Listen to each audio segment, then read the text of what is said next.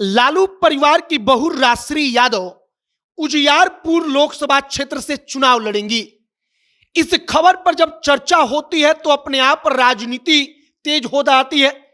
अगर उजियारपुर से राश्री यादव चुनाव जीतती हैं तो वहां पर यादव बनाम यादव की राजनीति होगी।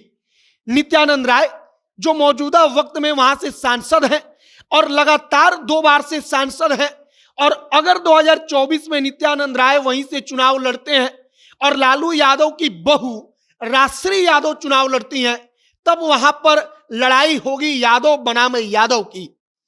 अब नित्यानंद राय केंद्रीय मंत्री भी हैं, लेकिन अगर क्षेत्र के हिसाब से बात करेंगे तो नित्यानंद राय का प्रभाव एक वक्त में लग रहा था कि पूरे बिहार पर पड़ रहा है, लेकिन नित्यानंद राय उस प्रभाव को शायद अपने साथ आगे नहीं बढ़ा पाए।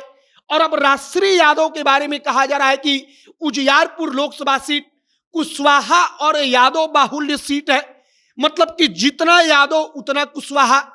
और कुशवाहा के लिए कहा जा रहा है कि आरजेडी के पास आलोक मेहता है, तो जेडीयू के पास जब उजियारपुर लोकसभा सीट बना तो वहां से पहली सांसद जो बनी वो एक महिला नेता बनी और वो जेडीयू की नेत्री है। तो आरजेडी को लगता है कि आलोक मेहता और उस महिला सांसद के भरोसे कुशवाहा वोटरों को अपने पाले में कर लिया जाएगा। आगे आपको हम पूरी खबर बताएंगे कि किसकी तैयारी, किसकी राजनीति उजियारपुर में चल रही है और क्या लालू परिवार की बहू राश्री यादव लोकसभा जाएंगी। बाकी नमस्कार, मेरा नाम है मोहित कुमार सिंह और आप जनता जंक्शन देख रहे हैं। सबसे पहले चर्चा चलती है कि आखिरकार राश्री यादव को उजियारपुर लोकसभा सीट से ही चुनाव क्यों लड़ाया जाएगा। उजियारपुर में आखिरकार ऐसा क्या है लड़ने को, तो वो छपरा से भी चुनाव लड़ सकती हैं। लालू प्रसाद यादव का सारण जो है, सारण लोकसभा क्षेत्र, वो उनका कर्मभूमि रहा है, वहां से वो चुनाव लड़ चुके हैं, तो राश्री यादव के लिए सारण आसान रहेगा। लेकिन सारण में राबड़ी देवी चुनाव हार चुकी हैं और कहा जा रहा है कि इस हिसाब से लालू परिवार को लगता है कि परिस्थिति वहां की ठीक नहीं है। एक और बात समझिए, सारण लोकसभा क्षेत्र के अंतर्गत घर पड़ता है तेज प्रताप यादव की पत्नी ऐश्वर्या राय का। अगर वहां पर राश्री यादव चुनाव लड़ती हैं तो ऐश्वर्या राय को उनके विरोध में भारतीय जनता पार्टी उपयोग कर सकती है। उनको चुनाव भले ही ना लड़ाए लेकिन चुनाव प्रचार में उतार सकती है। और लालू परिवार को पता है कि एक प्रकार का आप कहिए कि सहानुभूति होगी, और सहानुभूति होगी तो कहीं ना कहीं इसका प्रभाव चुनाव पर पड़ेगा और लोकसभा सारण से राश्री यादव अपना पहला ही चुनाव हार जाएंगी। अब आइए उजियारपुर पर। उजियारपुर में नित्यानंद राय की स्थिति कहा जा रहा है कि इतनी भी ठीक नहीं है। भले ही वो चुनाव जीत जाएं, लेकिन अगर यादवों में भी बात की जाए तो अगर वहां पर लालू परिवार का कोई सदस्य चुनाव लड़ ले तो निश्चित तौर पर यादव अब नित्यानंद राय को वहां पर वोट ना देकर लालू परिवार को देगा। हाँ, कुछ यादव वोटर्स कटेंगे, कुछ यादव वोटर्स नित्यानंद राय के साथ खड़े रहेंगे, लेकिन इसका काट है कि उसी सीट पर जो कुशवाहा वोटर्स हैं और मुसलमान वोटर्स हैं, उन वोटर्स को आरजेडी अपने पाले में करेगी और अपने पाले में करेगी तो आरजेडी को लगता है कि राश्री यादव अगर चुनाव लड़ेंगी तो जीत जाएंगी।